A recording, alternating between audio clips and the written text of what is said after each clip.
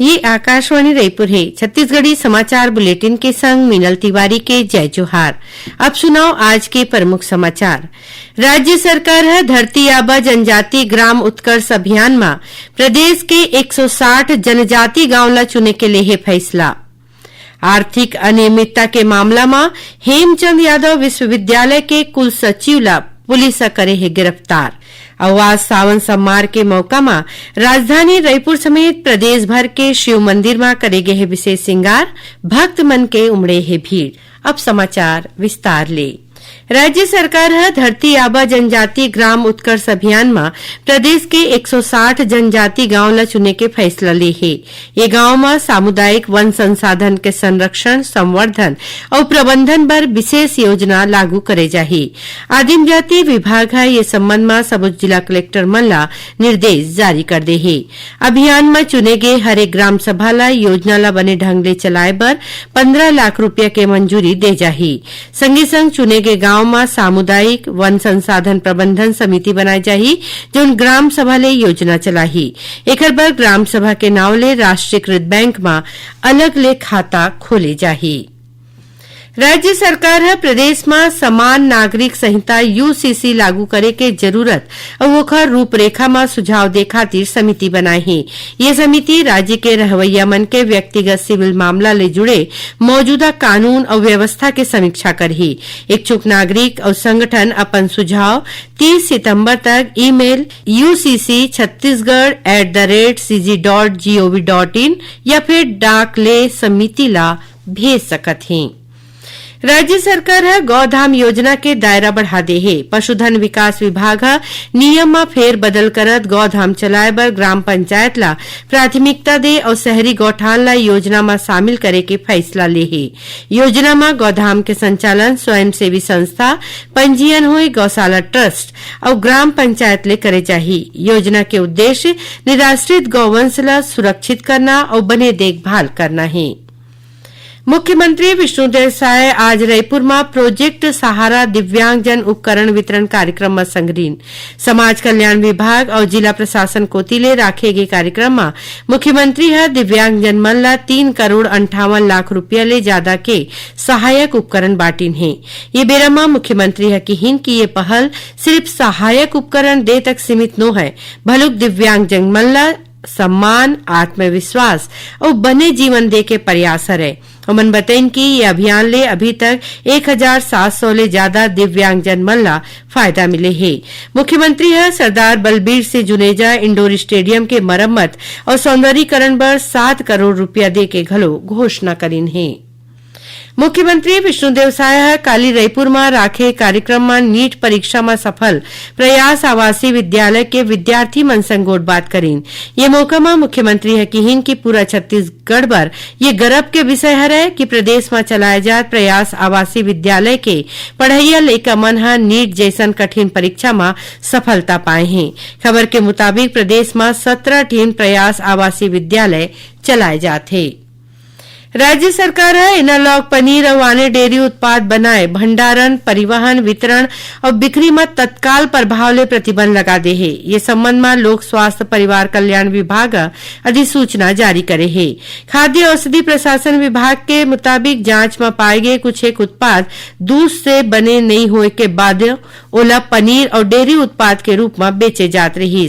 प्रतिबंध वो उत्पाद में लागू हुई जौन में दूध के जगह वनस्पति वसा, वनस्पति तेल और आने गैर दुग्ध सामग्री बौरे गे है और जिला असली डेयरी उत्पाद असन बताए जाते। ये प्रतिबंध बछर भर तक प्रभावी रही। खाद्य विभाग कहे है कि प्रतिबंधित उत्पाद ला बनाए या बेचे जाए में नियमानुसार कार्रवाई करे जाही। छत्तीसगढ़ी समाचार बुलेटिन आप मन आकाशवाणी रायपुर ले सुना था। छत्तीसगढ़ के खबर ले है आपकी वास्ता और खबर के विश्वसनीयता ले है हमार वास्ता। आकाशवाणी समाचार रायपुर के प्रादेशिक समाचार बुलेटिन के संगे संग हमार समसामयिक कार्यक्रम आप रेडियो के संग अपन मोबाइल में घलो सुन सकत हो। आकाशवाणी समाचार फेसबुक, ट्विटर और यूट्यूब में घलो हावय। हमार फेसबुक पेज हरे Chhattisgarh news on AIR, Twitter handle CGAIR news और हमार यूट्यूब चैनल हरे छत्तीसगढ़ AIR न्यूज। तो अब रेडियो के संगे संग आपके मोबाइल के माध्यम ले हम आप तक पहुंचत हन। छत्तीसगढ़ के हर खबर पर सुनत रहो आकाशवाणी समाचार। अब आगू बढ़बो बाचे समाचार को थी। हाल में हुए कॉमनवेल्थ गेम्स में माइलोगिन मन के 53 किलोग्राम भारोत्तोलन स्पर्धा में रजत पदक जीत के छत्तीसगढ़ के नाम रोशन करैया ज्ञानेश्वरी यादव आज रायपुर पहुंचीन। उमन मुख्यमंत्री निवास में मुख्यमंत्री विष्णुदेव साय ले सौजन्य भेंट करीन। मुख्यमंत्री है ज्ञानेश्वरी यादव के स्वागत और अभिनंदन करत घोषणा करीन की ज्ञानेश्वरी ला राष्ट्रमंडल खेल में उखर उत्कृष्ट प्रदर्शन खातिर राज्य सरकार डहर ले 30 लाख रुपया के प्रोत्साहन रकम दे जाही। संगे संग उला आउट ऑफ टर्न डीएसपी पद में पदोन्नति घलो दे जाही। खबर के मुताबिक ज्ञानेश्वरी यादव छत्तीसगढ़ के राजनांदगांव जिला के रहवैया हवय। दुर्ग जिला के हेमचंद यादव विश्वविद्यालय के एक दैनिक भोगी महिला कर्मचारी के वेतन में गबन के मामला में विश्वविद्यालय के कुल सचिव भूपेंद्र कुमार कुलदीप ला पुलिस गिरफ्तार करे है। पुलिस के मुताबिक जांच में पता चली कि फरवरी 2025 ले जुलाई 2026 के बीच दबाव बना के महिला कर्मचारी के बैंक खाता में अवैया वेतन में 1,49,000 रूपया ले ज्यादा के रकम ऑनलाइन ले दिगर खाता में भेजे गीस। विश्वविद्यालय के जांच समिति के रिपोर्ट बैंक रिकॉर्ड और अन्य साक्ष्य के आधार में पद के दुरुपयोग और अमानत में खयानत के पुष्टि होए के बादे पुलिस आरोपी ला गिरफ्तार करे है। मामला के जांच चलत है। दुर्ग जिला में काली रथिया कुंड धमधा रोड में लूट के वारदात ला अंजाम देवर पहुंचे 4 झिन बदमाश मन विरोध करैया गांव तुमाकला के उप सरपंच प्रकाश सिंह कश्यप के धारदार हथियार ले हत्या कर दीन। वारदात के बाद आरोपी मनु खरतीर के मोबाइल फोन और करीबन 4,000 रूपया नकदी लूट के फरार हो गए। पुलिस के मुताबिक घटना जेवरा सिरसा थाना क्षेत्र में करही डीह ले चिखली चौक के बीच हुई से। जेवरा सिरसा चौकी प्रभारी समित मिश्रा बताइन कि शुरुआती जांच मामला लूट के दौरान हत्या के लागत है। आरोपी मन के पहचान बर तीर तखार में लगे सीसीटीवी कैमरा के फुटेज खंगाले जात है।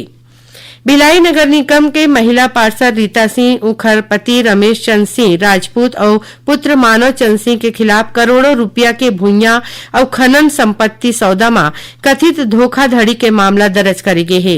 न्यायालय के आदेश के बाद उतई थाना पुलिस भारतीय न्याय संहिता के आने धारा में अपराध दर्ज करके मामला के जांच शुरू कर दे है।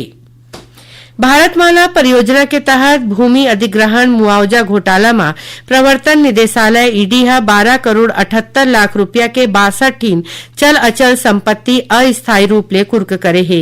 ये संपत्ति में करीबन 4 करोड़ 69 लाख रुपया के शेयर और म्यूचुअल फंड निवेश शामिल है। खबर के मुताबिक रायपुर विशाखापट्टनम राष्ट्रीय राजमार्ग पर भूइयां अधिग्रहण में हुए फर्जीवाड़ा और मनी लॉन्ड्रिंग के मामला में ईडी ये कार्रवाई करे है। आज सावन के पहली सोमवार है। ये मौका में राजधानी रायपुर समेत प्रदेश भर के शिव मंदिर में भक्त मन के भीड़ उमड़े है। श्रद्धालु भिन्न सरह चले भगवान भोलेनाथ के जलाभिषेक करके पूजा पाठ करत है। रायपुर में कांवड़िया मन महादेव घाट के हटकेश्वर महादेव में जल चढ़ाइन है। उन्हें बुढ़ेश्वर महादेव मंदिर और आने शिव मंदिर मन में सुघ्घर सजावट करे गे है। भक्त मन के कतार सबो मंदिर में देखे जा सकत है, जिहां लोगन मानता मानत थे। काली इतवार के अमरकंटक ले निकले कांवड़ यात्रा में हजारों शिव भक्त पवित्र जल लेके भगवान भोलेनाथ के अभिषेक खातिर बोहरमदेव पहुंचीन। उप मुख्यमंत्री विजय शर्मा के पहल में अमरकंटक के मृत्युंजय आश्रम में कांवड़ यात्री मन बर मुफ्त में भोजन प्रसादी और जरूरी सुविधा के विशेष व्यवस्था करे गे रहीस। भारतीय जनता पार्टी रहले संत शिरोमणि रविदास जी के 650वां जयंती के मौका में आयोजित प्रदेश स्तरीय कलश वंदन अभियान के तहत वाराणसी ले लाए गए पवित्र माटी और जल युक्त कलश के वितरण के कार्यक्रम काली 4 अगस्त के रायपुर के पंडित दीनदयाल ऑडिटोरियम में आयोजित करे जाही। ये मौका में मुख्यमंत्री विष्णुदेव साय के संगे संग कतकोन साधु संत और आने समाज के प्रमुख मौजूद रही। आखिर में प्रमुख समाचार एक घाव फेर।